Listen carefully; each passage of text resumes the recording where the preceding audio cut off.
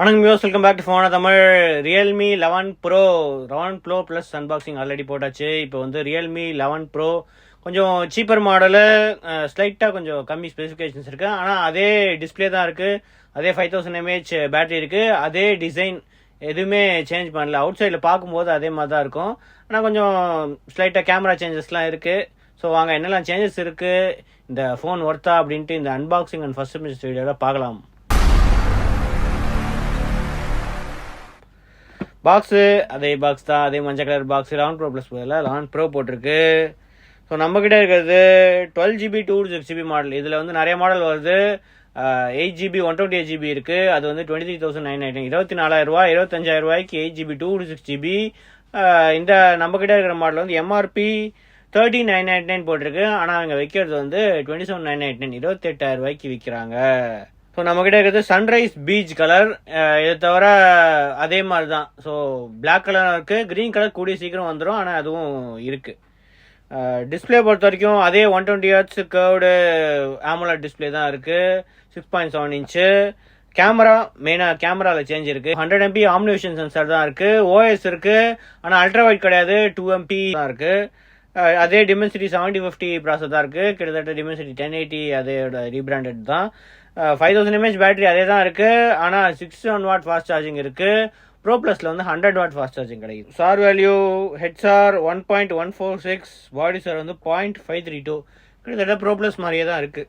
பாக்ஸில் clear protective case, documents, sim ejector tool, 80 watt super ஒர்க் charger பாக்ஸில் இருக்குது. இதில் வந்து 600 watt சப்போர்ட் பண்ணும்.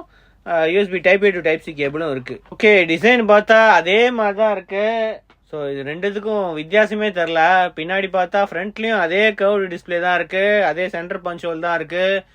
ஸோ இந்த ரெண்டுத்துக்குமே வந்து வித்தியாசமே தெரியாது. டக்குன்னு பார்க்குறாங்க வந்து ஃப்ரண்ட்டும் பேக் ரெண்டுமே வந்து ஒரே மாதிரி தான் இருக்குது. ஸோ மெயின் சேஞ்ச் என்னென்னா அந்த கேமரா மட்டும்தான். இதில் வந்து ட்ரிபிள் கேமரா இருக்குது, இன்னொன்று வந்து டுவெல் கேமரா இருக்குது. இதில் ஒரு இதில் வந்து எதுவுமே இருக்காது, கொஞ்சம் பிளாங்காக இருக்கும். அந்த லெஃப்ட் சைடில் மட்டும் பிளாங்காக இருக்கும். இதில் வந்து 3 இருக்கும், ஃபில் ஆகிருக்கும். இந்த இடத்துல 200 MP போட்டிருக்கு OS கேமரா. இதில் வந்து 100 MP OS கேமரான்னு போட்டிருக்கு. அதே அந்த வீகன் லெதர் ஃபினிஷ் தான் இருக்குது. நடுவில் அந்த ஸ்ட்ரைப் அப்படியே இருக்குது. ரியல்மி பிராண்டிங்கும் அப்படியே இருக்குது. ஸோ ரைட் சைடு போர்ட்ஸ் அதெல்லாமே அதே தான் இருக்குது. Right side power button, volume rockers. Left side எதுவுமே இல்லை.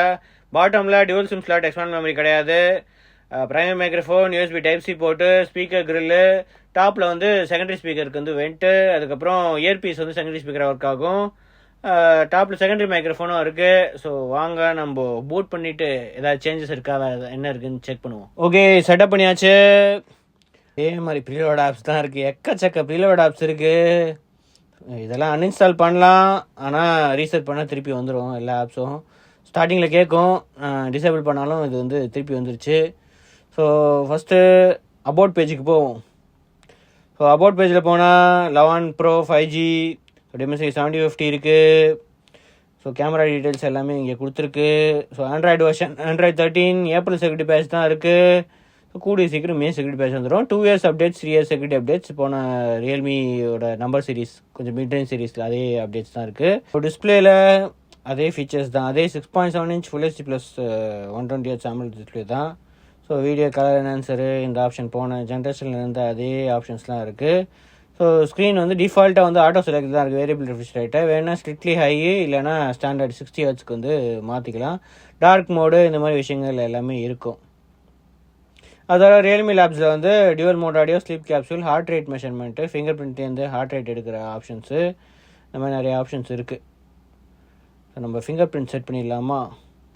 Password and security, fingerprint. Fingerprint set பண்ணியாச்சு.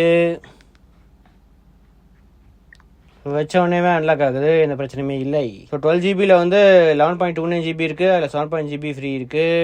256GBயில் 224GB இருக்குது, அதில் ஃப்ரீ ஸ்பேஸ் வந்து 212GB இருக்குது. ஸோ டிமென்சிட்டி 1080 தான் காட்டுது. ஸோ இதுக்கு 7050க்கு இன்னொரு பேர் வந்து டிமென்சிட்டி 1080.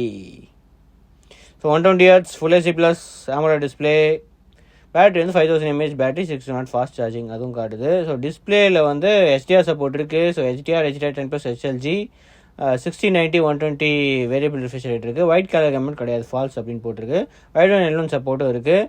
ஸோ யூடியூப்பில் வந்து HDR சப்போர்ட் ஆகும், ஆனால் நெட்ஃப்ளிக்ஸில் வந்து சப்போர்ட் ஆகாது. ஸோ நம்ம யூடியூப் போயிட்டு HDR எப்படி இருக்குது அப்படின்னு பார்த்துடலாம். ஓகே, 1440p வைக்கிறேன். ஆட்டோ பிரைட்னஸ் தான் இருக்குது. பீக் பிரைட்னஸ் 950 nits வரைக்கும் இருக்குது. ஸோ 216 HPW அப்படிமிங் இருக்கிறதுனால லோ பிரைட்னஸ்லையும் ஃப்ளிக்கர் ஆகாது அப்படின்னு சொல்கிறாங்க. ஆட்டோமேட்டிக்காக அது எனேபிள் ஆகிடும், எங்கேயும் எனேபிள் பண்ண தேவையில்லை. ஓகே, ஸ்க்ரீன் நல்லா தான் இருக்குது, குவாலிட்டி நல்லாயிருக்கு. இந்த HDR கண்டென்ட் வந்து பார்க்குறதுக்கு நல்லா இருக்குது. ஸோ நெட்ஃப்ளிக்ஸில் HDR கொடுத்துருக்கலாம், ஆனால் இங்கே கொடுக்கல. ஆடியோ குவாலிட்டி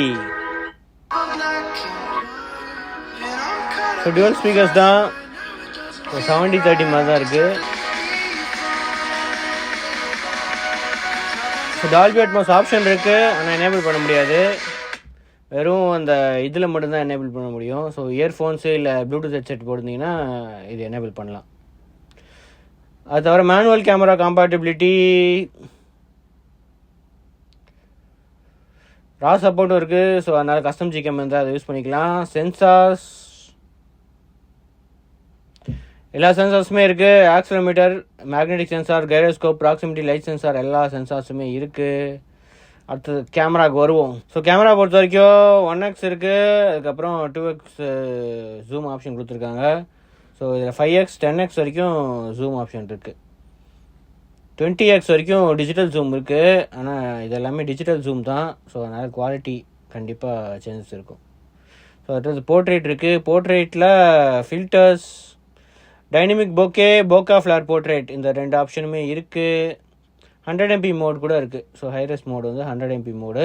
மோர் ஆப்ஷன்ஸில் வந்து pro mode, film, slow mo, dual video, starry mode, இதில் கூட ஸ்டாரி மோட் கொடுத்துருக்காங்க. ஸோ ப்ரோ மோட்லேயும் ப்ரோ ப்ளஸ்லேயும் கொடுத்துருக்காங்க, ப்ரோலையும் கொடுத்துருக்காங்க ஸ்டாரி மோடு.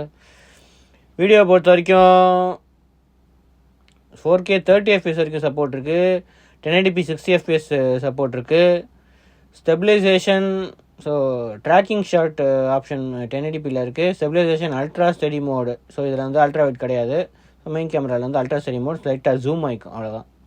போர்ட்ரேட் மோட் அதே மாதிரி 720p போர்ட்ரேட் மோடும் இருக்குது. ஃப்ரண்ட் கேமராவுக்கு இதில் 16 MP கேமரா தான், 30 MP கிடையாது. ஆனால் 1080p தான் மேக்ஸிமம் இருக்குது. ஸோ 4K வீடியோ ரெக்கார்டிங் எதுவும் கிடையாது. Okay, photo and video samples எப்படி இருக்குன்னு செக் பண்ணிவிடுங்க.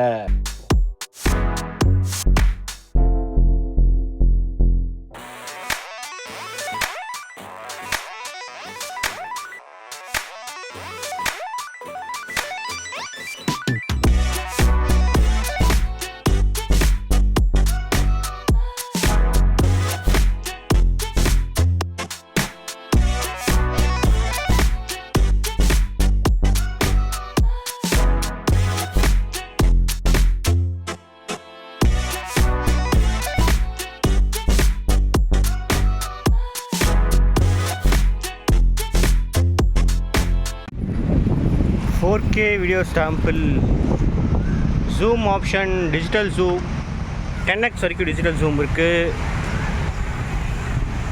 ஸ்டெபிலைசேஷன், தனியாக ஸ்டெபிலைசேஷன் ஆப்ஷன் இருக்குது. ஃபோக்கஸ் எந்த அளவுக்கு இருக்குதுன்னு பார்க்கலாம். ஃபோக்கஸ் கிட்ட போனால் ஃபோக்கஸ் ஆகுதா? ஓகே, ஓரளவு ஃபோக்கஸ் ஆகுது. Ultra steady mode, so ultra steady mode வந்து 1080p தான் ஒர்க் ஆகுது. ஸ்லைட்டாக ஜூம் ஆகிக்குது, ஆனால் நடந்துட்டு தான் இருக்கேன்.